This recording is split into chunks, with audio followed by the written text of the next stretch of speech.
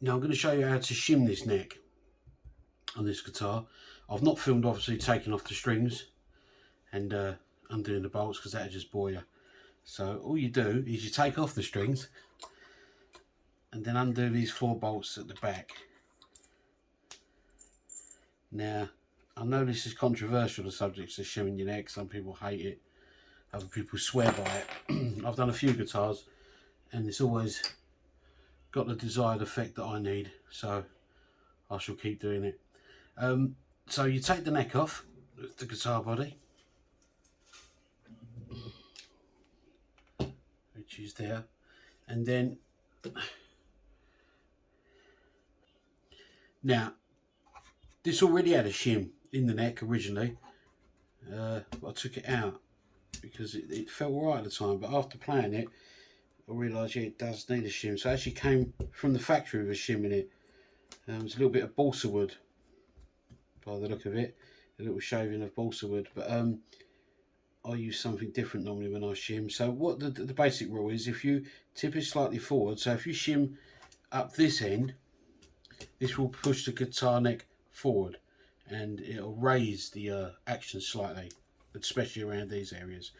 And if you shim this end here, this will then push the neck backwards, so then it makes it for a lower action. Yeah, so forward for higher, backwards for lower. So I need mine to be lower, so I'm going to do it. But the key here is when you put the shim either here or here, you know, a little goes a long way. It makes a difference. Now a lot of this is hit and miss. You know, you just got to put the shim in, put it together, string it up, or string up a few strings and see what you can do out of it. You don't want the action too low, obviously it'll get fret buzz. You don't want it too high because obviously it'll be difficult to play. So all I use is foil. You can buy mahogany shims and God knows what else, but foil works just as well. And it's easy to cut into the shape and size that you need. So all you do is take the foil and then I'll just fold it slightly. There you go. And just keep doing that. And obviously the more times you fold it, the thicker it gets. Now obviously this will compress down once you screw your neck down. So it's like I say, it's just really is trial and error to see how much. But I want to lose about maybe up to 1 millimetre, probably a little bit less. So it's no good measuring this. It's no good measuring actually this once it's folded up and think, right, well that's 1 millimetre, so I'll put that in there, because then by the time you screw it down it'll change. So all I do is I'll push it into the neck pocket like that.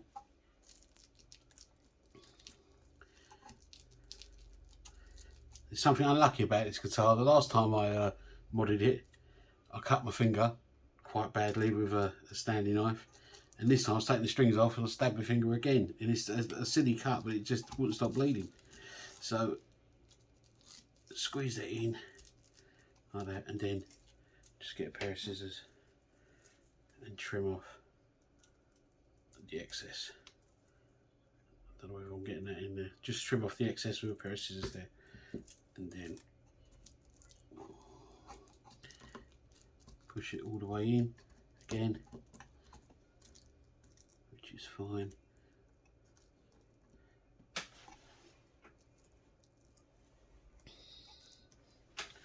I think that's alright, but whether it's thick enough I don't know. So what I may do,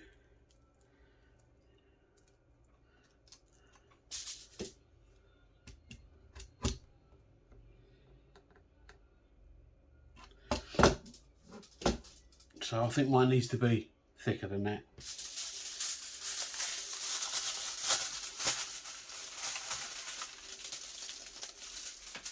So just repeat the process.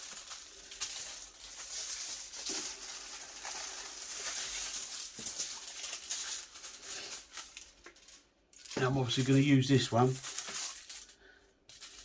and wrap it again in some more.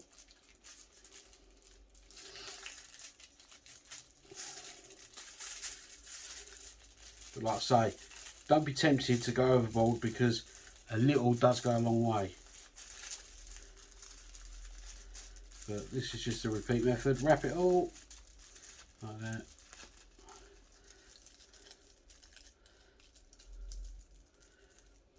Then again, fit it to the neck pocket.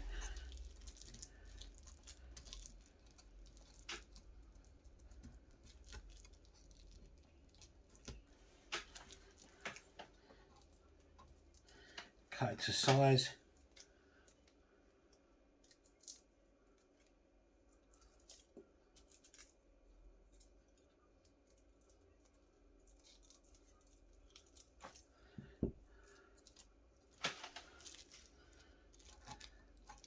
That seems better to me.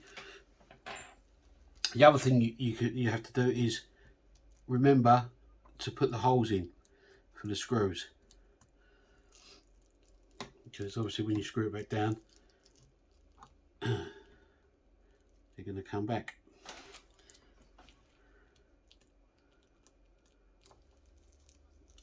This will make it easier once you get the neck back on. Then put the neck back in.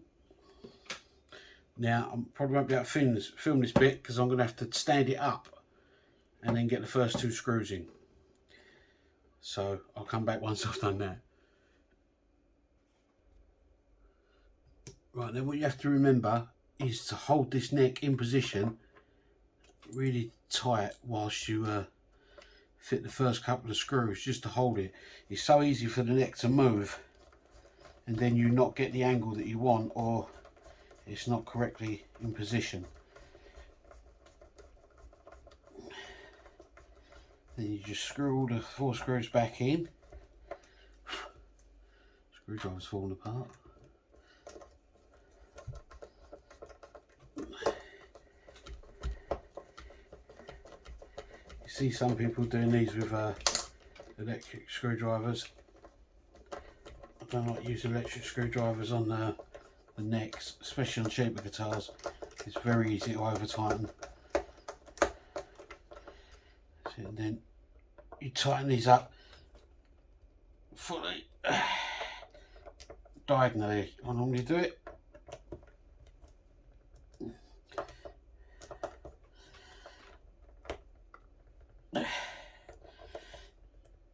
Check.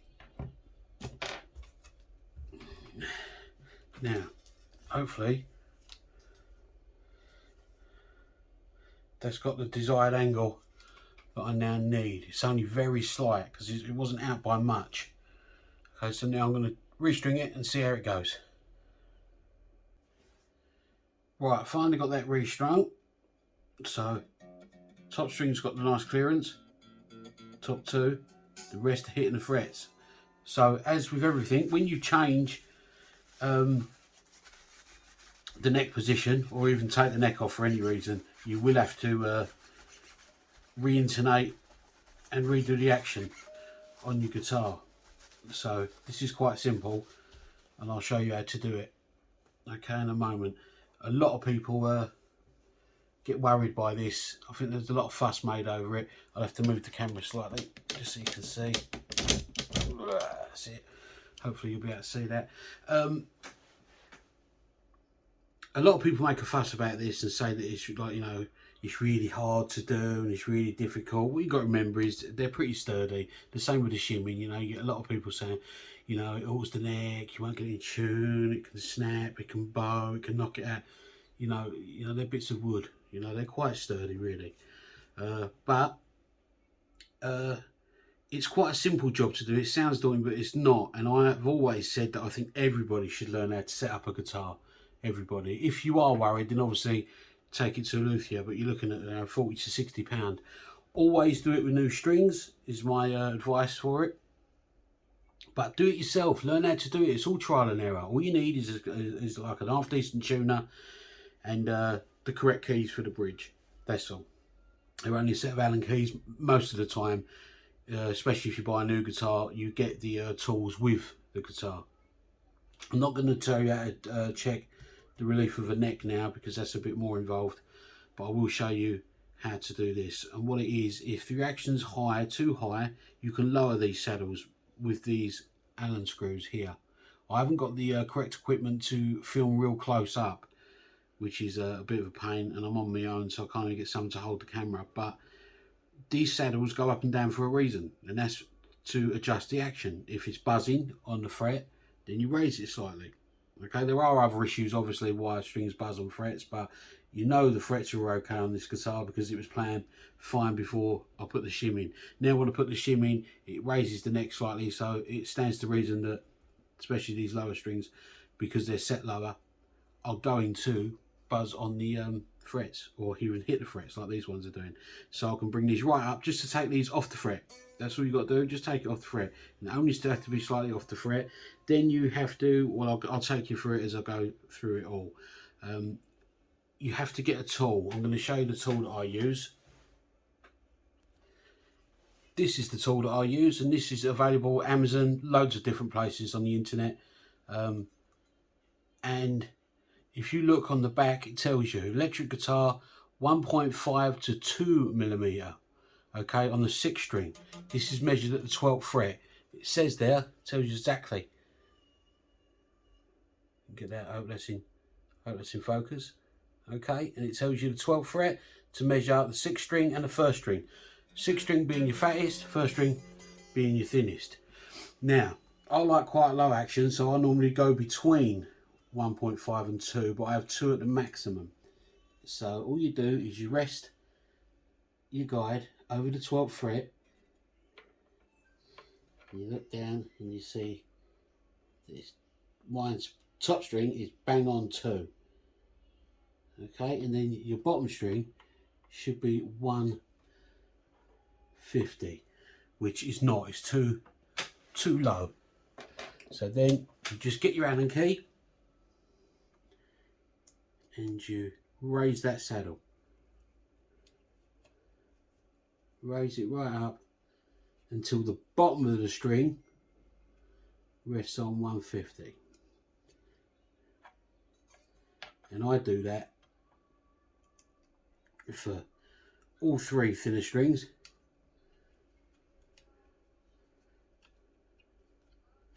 So the bottom of the string is on 150. It's not an exact science to do all the thinner strings, all the unwound strings on 150, but it's a starting point. And then you can just go by the feel of your guitar, which is what I think a lot of it is to do with. Now obviously when you raise up both the screws on here, it will make a difference. So no need to do it too high on the one string. Use both screws to get your desired height. Okay, now that's quite close. Now you just test your string.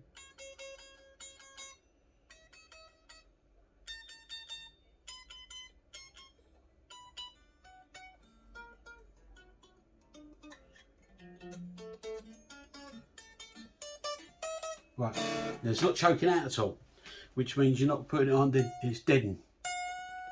And you can bend and it doesn't choke out.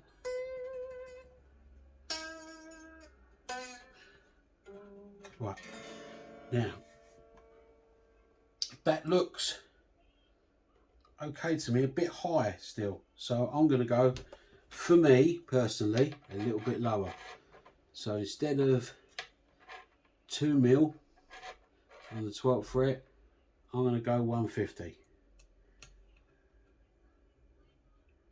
So you loosen the saddles so they go lower. Like I say, if you go too low, it will create a buzz, and then you'll know you've got to come up slightly. All guitars are different. It depends how the frets are, if they're all level, which you can use this really as a rocker, and the frets are quite level on here. But then you go into real deep guitar repairs, or luthierism, if that's the word, and I don't think you want to go that far. If it's that bad, then obviously take it to a luthier. But the guitar isn't that bad, as we've seen, because I've played it before and it was fine. So I'm just loosening just a few of these. I'm going to leave these where they are. Yeah, that's a much better action for me. But not for the guitar. Because as you can hear, it's buzzing. And you don't want them hitting the frets. So it's got to come up past the fret. And these are medium jumbo frets, so obviously it will make a difference. I say, don't be shy in raising and lowering the saddles. That's exactly what these screws are for. So instead of going 1.5, I'm going to go around 1.7 if I can, just in between. These ones here, I don't know, I'm going to leave it 150 really. So again,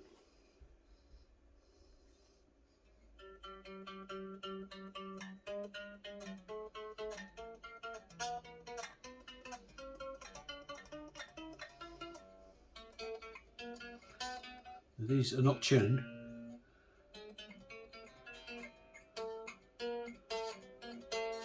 Got a bit of fret buzz there. Seems to be on this last fret here. But, so it's got to come up again ever so slightly.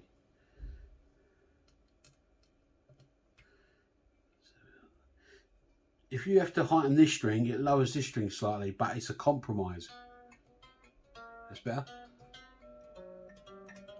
That's fine. But it's always a compromise. So if this side has to come up slightly, so this string, and the same all of them, you know, if the first E string has to come up, raise it slightly, and this one has to be lowered slightly, then that's fine. Don't worry about it. You don't have to get them exact. You're never going to get them exact. This is the same all the way around. It's, you know, like a compromise between both. It's the best of both. It's never going to be perfect. The same when we come to intonate it. It's never going to be spot on perfect. Okay, you just want it as near as damn it. And obviously, if you're a beginner, then the intonation doesn't matter as much as if you're, you know, intermediate or advanced. Okay, so because you don't play all over the neck. If it's intonated down here, down near the nut where it's where you're playing your cowboy chords, that's all that matters. Okay, and you play your bar chords as you start becoming to an intermediate player, and as long as they're in tune, they're fine. You know, you very rarely play bar chords past, you know, the C, past the 8th fret. You know you can, but as a beginner you very rarely would. But then as you progress, you have to intonate it more. And then if you're playing lead, definitely it has to be intonated as best it can all over the neck. Okay, so that's the action. See, now that one's buzzing slightly. Raise it. Raise it. But really, let's get this in tune first, and then we can readjust it. Right, I'm not going to obviously show you how I tuned the guitar up, because if you can't tune a guitar on your own, you really shouldn't be shimming the neck. But that is in tune. There's a tune on the bench.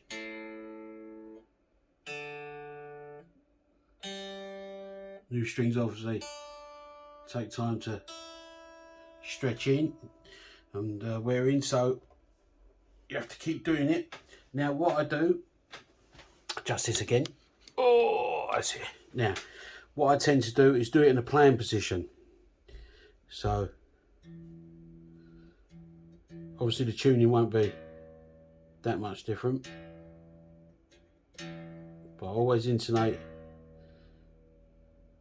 my guitars in a playing position. And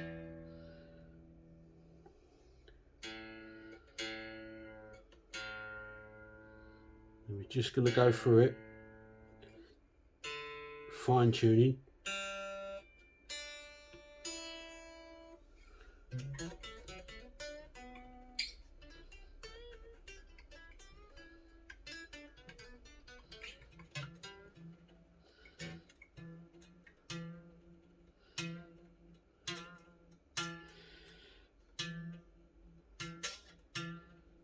Now see, this is choking, so this needs to come up slightly.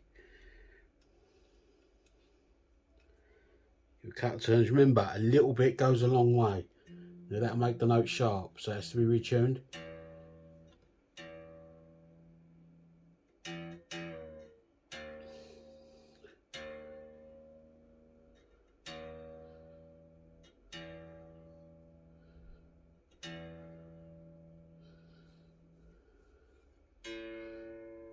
And remember, because the saddle houses 2 strings, it will make both strings sharp or flat if you lower it. That's perfect. See, now it's not choking, it's not stopping the note, it's sustaining, so that's fine.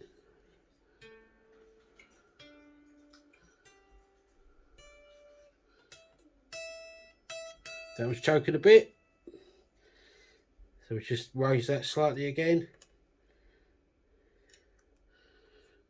and again that'll make the note sharp, and that's sustaining. So the action is set.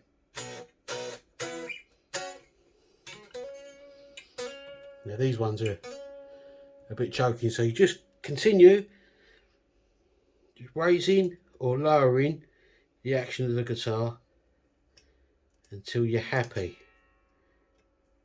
with the notes, and this means this is as low as it can go, so you won't need to keep doing it. I'm not going to bore you, go for each one, but like I say, if you heighten the saddle, it will make it sharp. If you lower it, it'll flatten the note, so you will need to tune every time you adjust. So it's just little movements, little adjustments.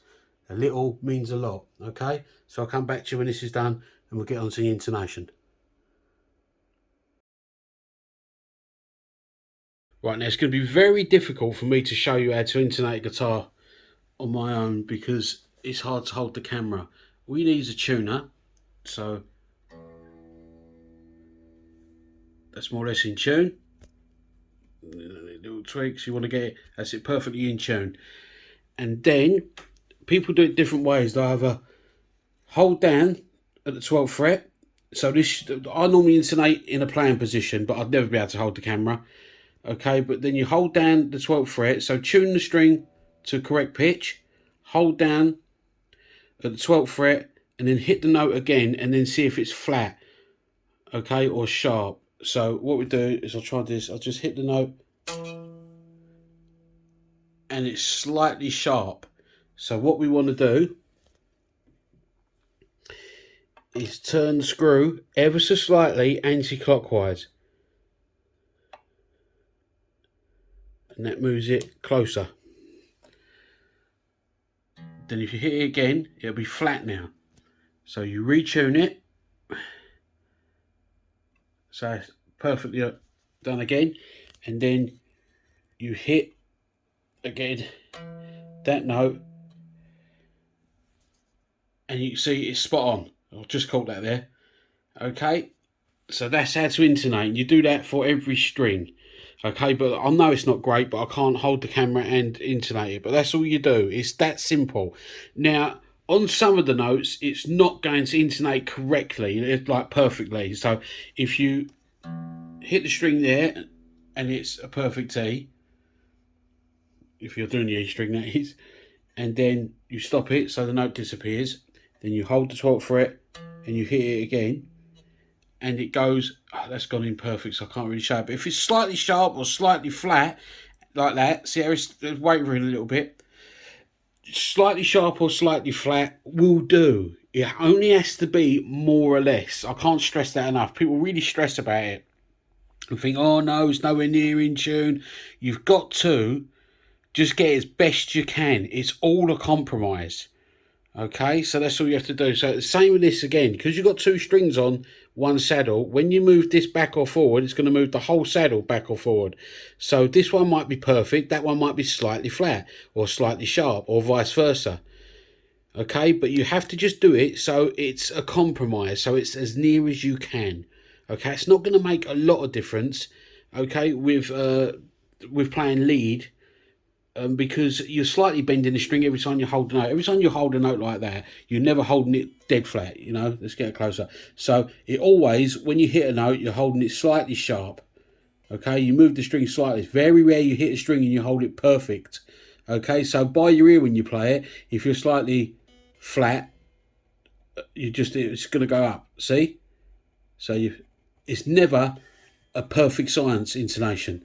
Okay, because like I say, you're bending strings most time, vibrato. There's lots of different things and techniques of a lead player that you don't need perfect bang on intonation for.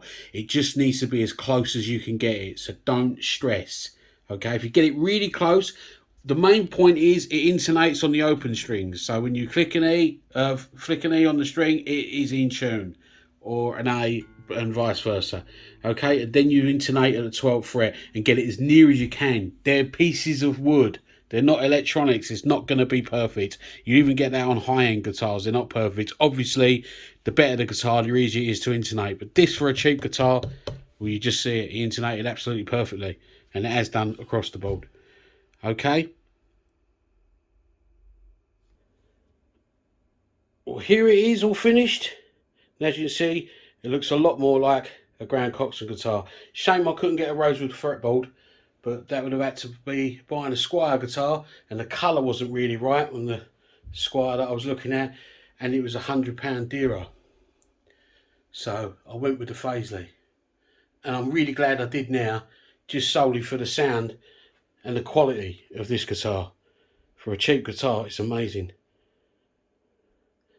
I put a vinyl sticker on there that I made myself. Obviously it's a take of his album Happiness in Magazines, but as you can see, I've added a Telecaster guitar and cut it down a bit and changed, you know, put his name in the circle rather than outside. If you look at the album, you'll see what I mean. But I kept the bridge because it's brilliant. There's nothing wrong with the bridge, and the bridge pickup, it's fantastic. Everything inside it was great. The electronics were great with the electrics. That, like I say, is an Alkino pickup, humbucker, at 20 odd quid. It may be touching £30. The scratch plate was £10. I didn't change anything up here. I was going to change the nut to a bone nut, but there was no point.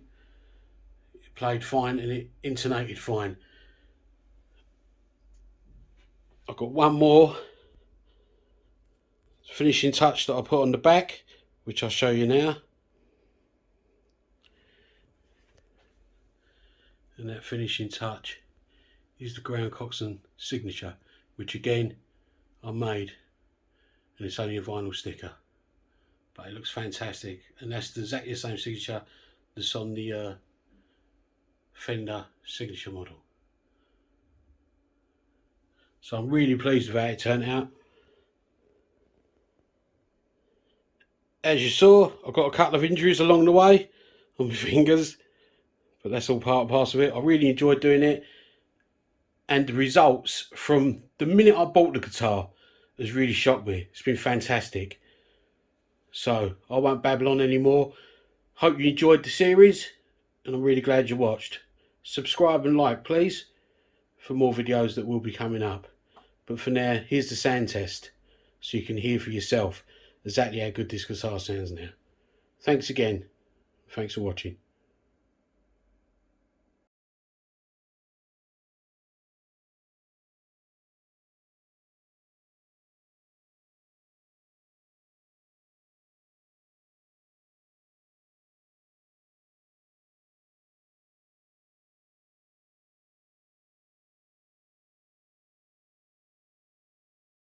Now, you can see it's all finished, all done, and all strung up now for the sound test. What you'll see is on the bridge pickup, it's got that lovely Telecaster twang.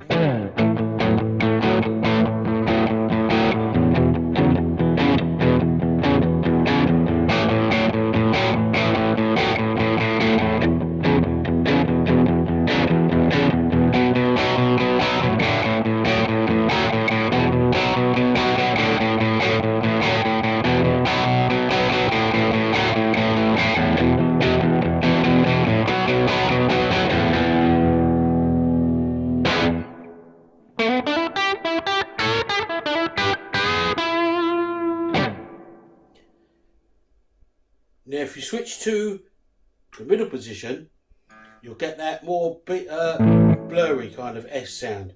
So you get that.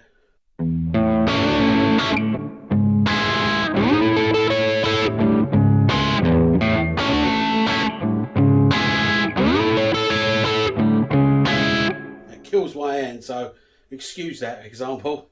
Okay, then if you go to the bridge position, which is wholly on that, which is where a lot of his stuff takes place, you'll get the real blur sound, which is something like.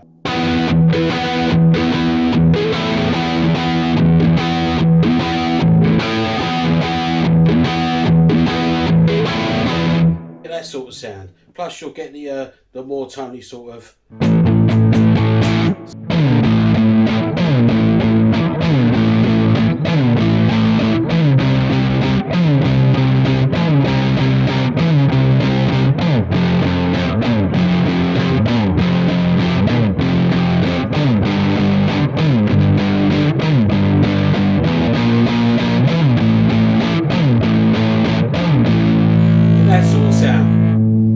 Plus you'll also get his, you know, his solo sound, which is more of a, just that more of a sound. So there we go.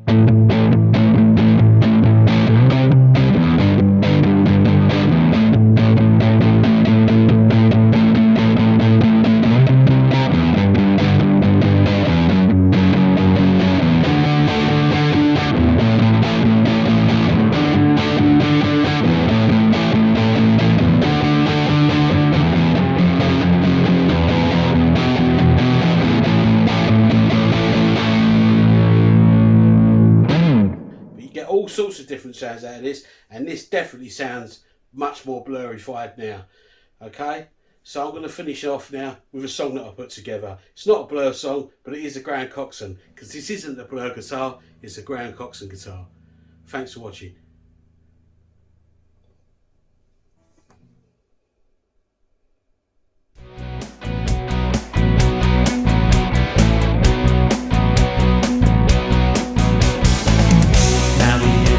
Fire